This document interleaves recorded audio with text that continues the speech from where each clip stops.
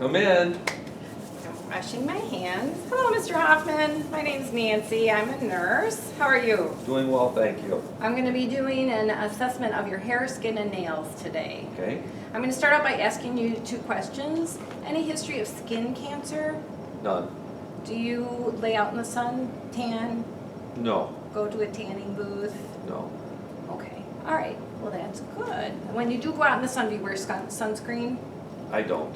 Oh, okay. All right. So it is important for preventing skin cancer to wear sunscreen when you're out in the sun. All right, so I'm just going to go ahead and move along with looking at your skin. So I'm going to have you put your legs up, and if you want to lay back, if it's more comfortable, that'd be fine. Okay, so I'm looking at your skin color overall, looking at your face and your chest, and what I'm looking for is, do I see anything abnormal like pallor or paleness, cyanosis, that would be blue, erythema, that's red, or jaundice, which would be yellow. And then I'm inspecting the skin, and I'm also touching the skin of the upper extremities and the lower extremities, checking for temperature.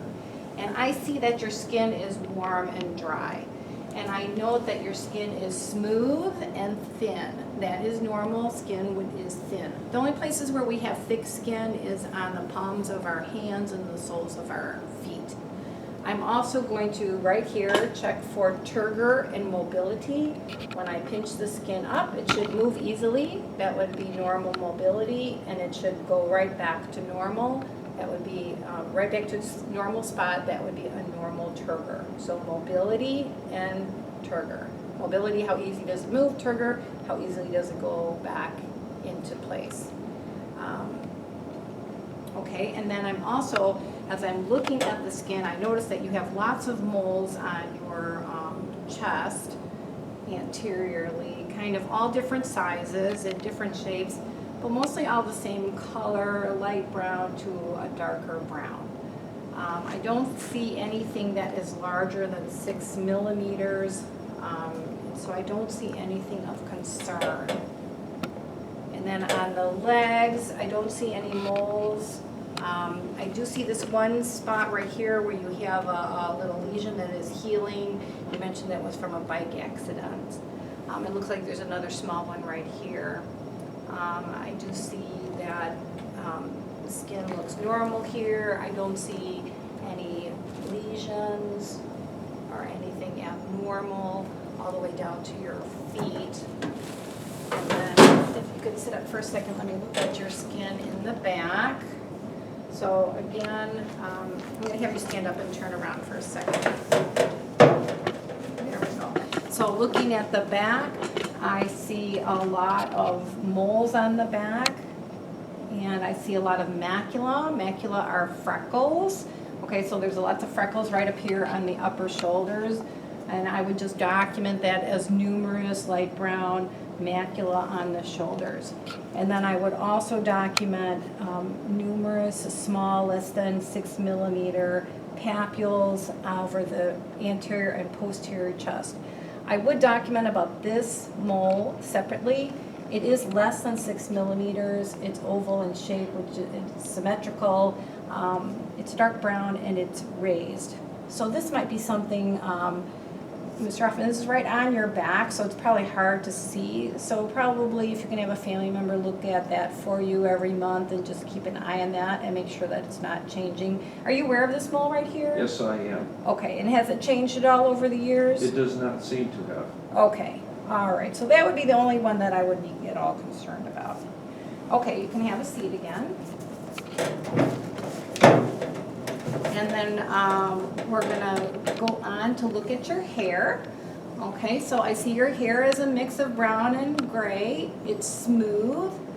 Your hair distribution is symmetrical. You have some very typical male pattern baldness, but that's expected. And I'm looking, what I do is I part the hair, okay, and really look in there for any infestations or any lesions or anything in the hair, which I do not see. Everything looks completely normal, nice and smooth, and clean hair. And then we're going to go on to looking at the nails. So I'm going to look at the nails on your fingers. To start out with, what I'm looking for is that the nail bed should be pink and the nails shape is round. Some people have flat nails this way, flat. Some people have a little bit more rounded. Some of your nails are a little rounded and some are flat. And when I press on the nail bed, it should feel firm. It should not feel spongy. And I also check for the profile sign, which should be 160 degrees or less, which I see that yours is 160 degrees, which is normal. And I'm going to do the same on this hand as well. I'm looking at the nail beds. They are pink. Nails are rounded. Your profile sign is less than 160 degrees. And then I'm going to do the same on your feet. I'm going to lift your feet up here again. All right, so I'm looking at your toenails. The beds of the toenails are pink. Your toenails are flat. We usually just check the profile sign on the fingernails.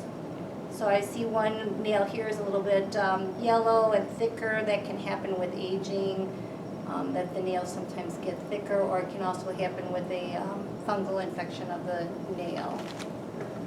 So, Mr. Hoffman, before we finish with assessment of hair, skin, and nails, I want to just give you a little tool that you can use for assessing your skin for any risk of skin cancer. So we use an acronym, it's called ABCD, to help you remember what to look for. So when you're looking at the mole on your back or any other moles that you may see, the first letter is A. A stands for asymmetry. So if it looks asymmetrical, meaning that it's irregular and the two sides do not match, that would be a concern. Okay, B is for borders. If the borders are not smooth and regular, they're irregular borders, that would be a concern. C is for color. When color, what we're looking for is variable color within the same mole. Like if you see a mole that's got brown and black and blue and red all in the same mole, that would be a concern. And then the last thing is D, or diameter. So if it's more than 1/2 of an inch or about the size of an eraser of a pencil, that would be a concern. So that's how it helps you to remember how to look at your moles and when to contact your physician for follow-up. So use A, B, C, D. Understand? I do, thank you. Any questions? None at this time. Okay, thank you. That concludes our assessment of the hair, skin, and nails.